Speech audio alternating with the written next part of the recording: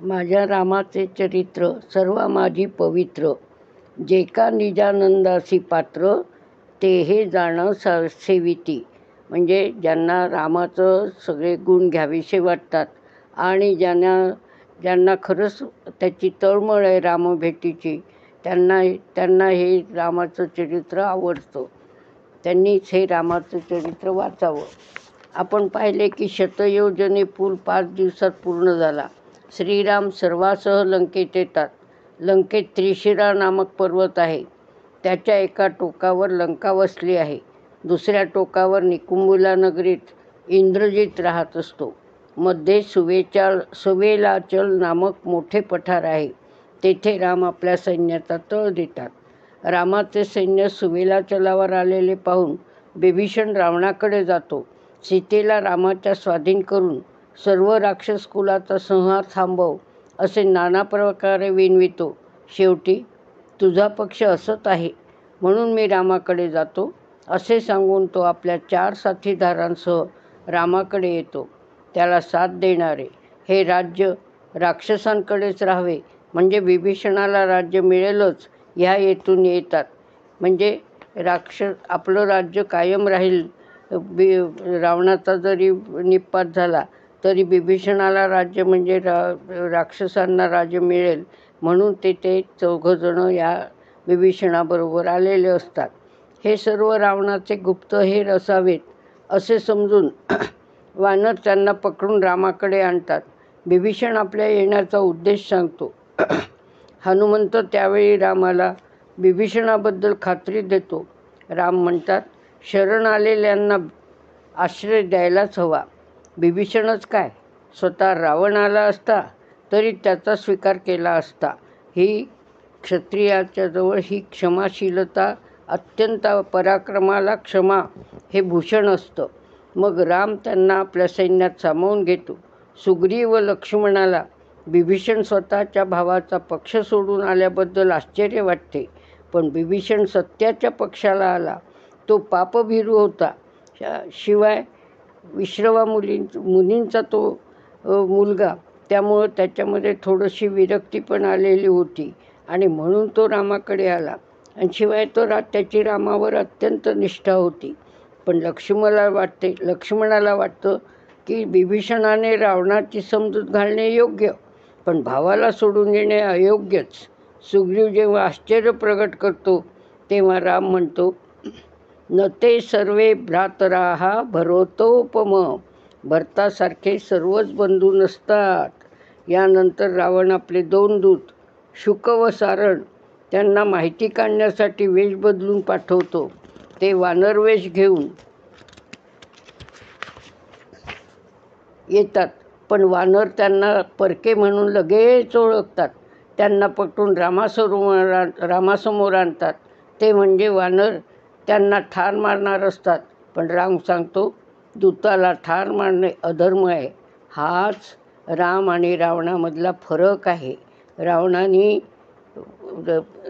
जेव्हा हनुमंतांनी सांगितलं होतं की मी रामाचा दूत म्हणून आलेलो आहे, त्यावेळेला रामाने त्याला मारण्याचा प्रयत्न केला होता. पण त्यावेळेला बिभीषणाने ही नीती सांगितली. त्याच्यामुळं रावण फक्त त्याचा शेपटीला ते आग लावण्याचाच त्यांनी प्रयत्न केला.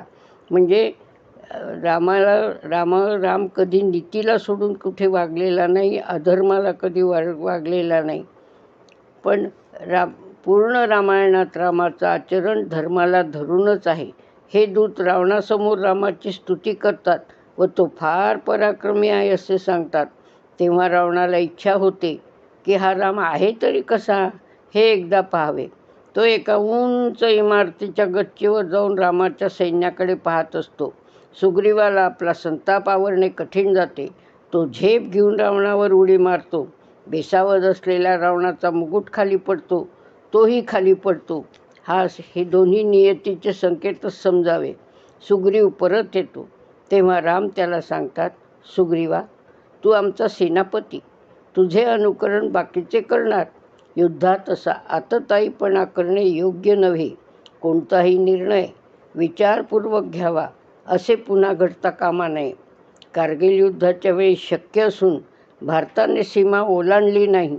बऱ्याच जणांना ते आवडले नाही, पण सर्व जग त्यामुळेच आपल्या बाजूने होते. सुग्रीवाला जर आपला अपाय झाला असता तर वानरसेनेची वाताहत झाली असती आणि जवळ आलेले ध्येय दूर गेले असते.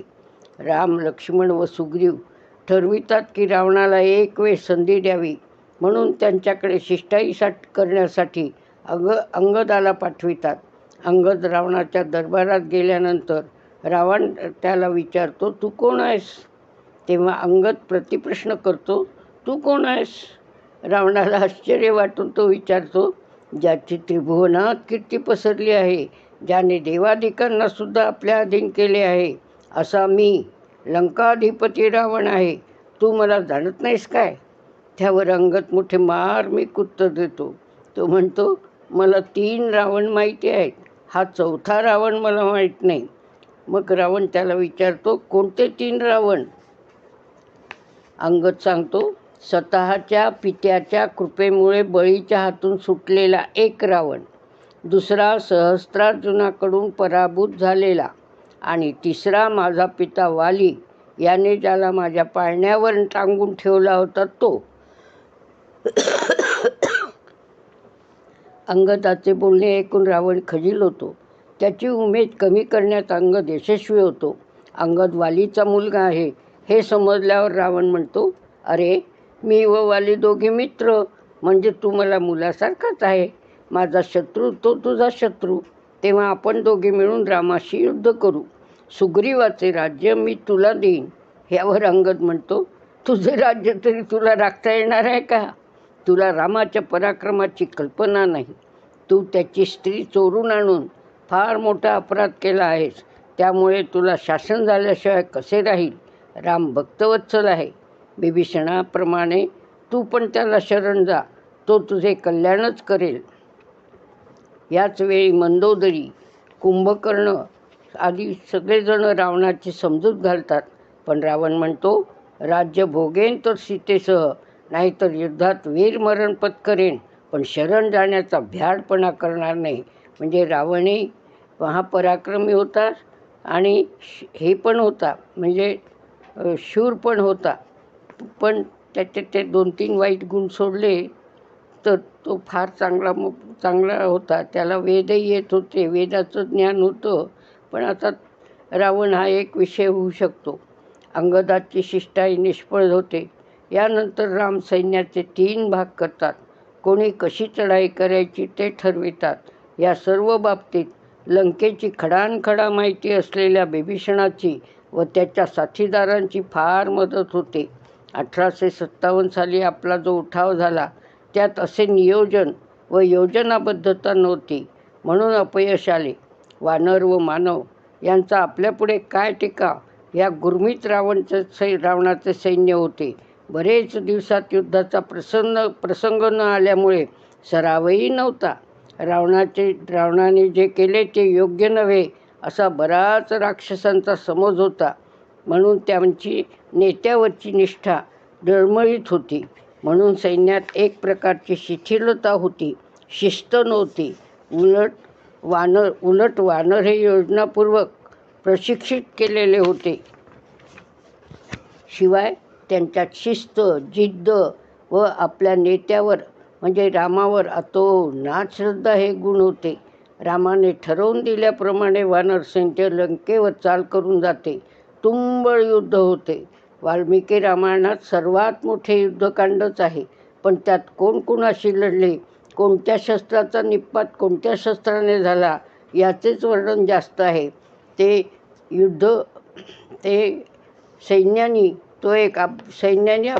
सेनापती लोकांनी त्याचा अभ्यास करावा असा तो एक विषय आहे. आपण फक्त त्यातील प्रसंग पाहूया. युद्धाचं वर्णन तर मला करता येणार नाही, पण मी फक्त त्यातले आपल्याला ठळक असे प्रसंग सांगेन. युद्धाच्या प्रारंभीच रावण रामसैन्याला नागपाशाने बद्ध करतो. सर्व सैन्य निपचित पडलेले असते. रावण त्रिजटेला सांगतो, सीतेला विमानातून सर्व सैन्य दाखव. ज्याच्या जीवावरती एवढ्या उड्या मारते तो श्रीरामच मरण पावला हे तिला दिसू दे. तिचा आशा तंतूच नाहीसा होईल. त्याच्यामुळेच ती माझा एवढा धिक्कार करते. तो मेला म्हणून ती मला वश होईल. त्याच्यामुळेच ती रावणाच्या आज्ञेप्रमाणे सीतेला बेशुद्ध असलेले राम दाखविण्यात येतात. त्यांना तशा अवस्थेत पाहून सीतेला अनिवार्य शोक होतो. त्यावेळी त्रिजटा तिची समजूत घालते. ती सीतेला रामाच्या मुखाकडे नीट पाहण्यास सांगते. ते काळवंडलेले नसून तेजस्वी असते. तसेच नखाचा रंगही लालसर असतो. त्रिजटा सांगते, हा नागवशाचा परिणाम आहे. थोड्या वेळाने सर्व शुद्धीवर येतील. मग सीतेची समजूत पटते. पहा, त्रिजटा भयंकर म्हणून तिची नेमणूक मुख्य पहारेकरी म्हणून झालेली असते. तीच सीतेची हितचिंतक होते. हा कशाचा परिणाम असेल? सीतेच्या वागण्याचाच ना. सीता किती प्रेमळ व सहृदयी असेल. शत्रूच्या मनात स्वतःबद्दल आपुलकी निर्माण करणे किती अवघड. असेच आणीबाणीत बंदी झालेल्यांना त्यांच्या वागणुकीने कारागृहातील कर्मचारीसुद्धा सहानुभूतीने वागवीत. क्रूर वृत्तीच्या व्यक्तीला सुस्वभावी सीतेने आपल्या वागणुकीने प्रेमळ बनविले. म्हणतात ना, ढवळ्या शेजारी बांधला पवळा, गुण नाही पण वाण नाही पण गुण लागला. म्हणूनच संत सज्जन नेहमी म्हणतात, सुसंगती सदा घडो. सीतेला लंकेच्या वास्तव्यात बिभीषणाच्या बायकोने सहाय्य केलेले असते. तिची मुलगी म्हणजे बिभीषणाची मुलगी कला नेहमी सीतेचं मन रिजविण्यास जात असते. तसेच एकदा रावण या राक्षसींना खूप रागवतो. तेव्हा त्या सर्व तिला ठार मारण्यास उठतात. तेव्हा हीच त्रिजटा सांगते, अगं आता युद्ध होणार आहे. उद्या जर रामाचा विजय झाला तर आपले प्राण ही सीताच वाचवेल. तेव्हापासून या सीतेशी चांगल्या वागू लागल्या. चांगुलपणाचे फळ नेहमी चांगलेच असते. कुठल्याच उपायाने सीता वश होत नाही असे पाहून रावण मंदोदरीलाच तिची समजूत घालण्यास पाठवितो. केवढा दुर्दैव प्रसंग. उगाच नाही मंदोदरी पंचकन्यामध्ये ती प्रातस्मरणीय ठरली. आपल्या पतीने एखाद्या स्त्रीची थोडी स्तुती केलेली आपल्याला खपत नाही. इथे तर पती दुसऱ्या स्त्रीचे मन वळविण्यास स्वतःच्या पत्नीलाच सांगतो. मंदोदरी ही सीता आहे तरी कशी, जिच्यामुळे एवढं युद्ध पेटलंय हे पाहण्यासाठी सीतेकडे येते. मंदोदरी सीतेला म्हणते, अगं सीते, तुझा पती एवढा ज्ञानी आहे, मग तू राम व रावण यात भेद का करते? म्हणजे हे सर्व आपण सुद्धा ईश्वराचे अंश आहेत. हे जे जे भेटे भूत ते ते माने जे भगवंत हे रामाला ज्ञात आहे. सीता काही कमी नाही.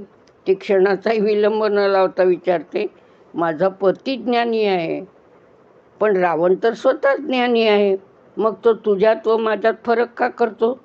सीतेचं उत्तर ऐकून मंदोदरी अवाक होते.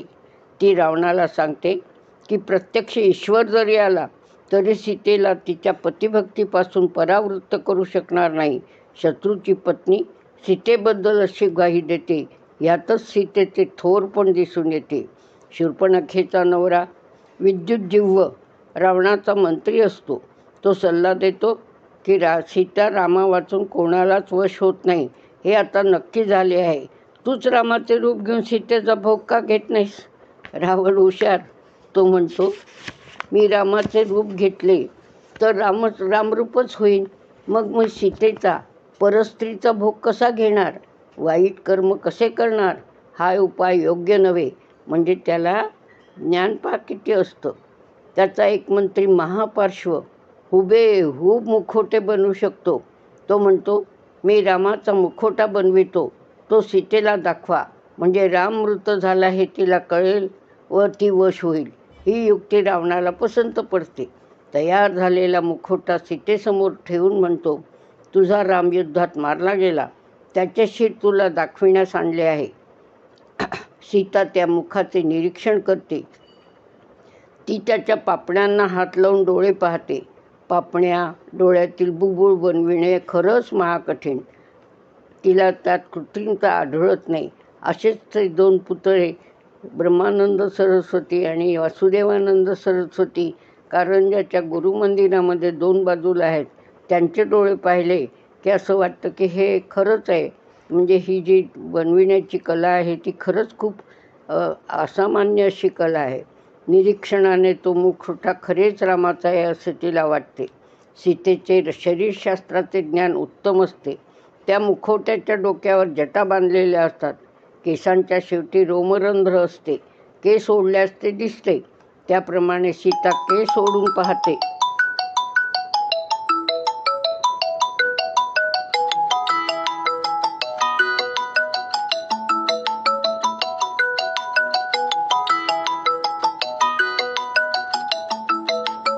तिला रोमरंध्र दिसते. पहा, त्या काळी कलांचा विकास किती झाला होता. सर्व प्रकारे परीक्षा केल्यावर हे शरीर रामाचेच आहे याची खात्री पटते. सीता हताश होते. मग रावणाजवळ येऊन ती म्हणते, तात, तुम्ही माझ्या पतीचे शिर आणून दिलेत. त्यांच्याबरोबर मी सहगमन करणार आहे. माझा पिता जनक इथून फार दूर आहे. तेव्हा तुम्हीच माझे पिता. तेव्हा तुम्हीच माझ्या सहगमनाची तयारी करा. सीतेचे हे बोलणे ऐकून रावण खजील होऊन तिथून निघून जातो. स्त्री शरीराने जरी अबला तरी तिच्या वाणीत सामर्थ्य असते. तिच्या मनात असेल तर वाणीच्या प्रभावाने वाईट प्रवृत्तींना निश्चित आळा घालू शकते. नेपोलियन म्हणत असे की मला 100 माता द्या, मी जग जिंकून दाखवितो. फार लांब कशाला. आपले यशवंतराव चव्हाण म्हणत असत की खऱ्या अर्थाने पुढील पिढी सुसंस्कारित घडवायची असेल तर संपूर्ण शिक्षण व्यवस्था स्त्रियांच्या हातात द्यायला हवी. राष्ट्रसेविका समिती आपल्या मुलींसमोर त्या दृष्टीने आदर्श ठेवत असते. कर्तृत्वाचा आदर्श म्हणून पुण्यश्लोक अहिल्याबाई आहेत. एकदा आनंद फंदी नावाचा कवी आपली कला सादर करण्यास दरबारात आला. त्याने शृंगारिक लावण्या गायल्या. त्याचे काव्यगायन मध्येच थांबवून अहिल्याबाई म्हणाल्या, कवी महोदय, आपल्याला ईश्वराने काव्य करण्याची प्रतिभा देऊन चांगली देणगी दिली आहे. ती आपण त्याची स्तुती करण्यात खर्च केली तर तुमचे कल्याण होईल. त्यांच्या बोलण्याचा प्रभाव असा की आनंदफंदीने आपला डब तेथेच फोडून आपली प्रतिभा ईश्वर स्तवनासाठी उपयोगात आणण्याचे ठरविले. सीतेच्या बोलण्याने लज्जित झालेला रावण परत जातो व आपले सर्व लक्ष युद्धावर केंद्रित करतो. ह्या सगळ्या प्रकरणामध्ये, या सगळ्या प्रसंगामध्ये सीतेचे धैर्य, सीतेची असामान्यता आणि सीतेचा दृढ विश्वास हा आणि सीतेचं अलौकिकत्व हे गुण आपल्याला प्रकर्षाने जाणवतात. जय जय रघुवीर समर्थ. सीताकांत स्मरण. जय जय राम.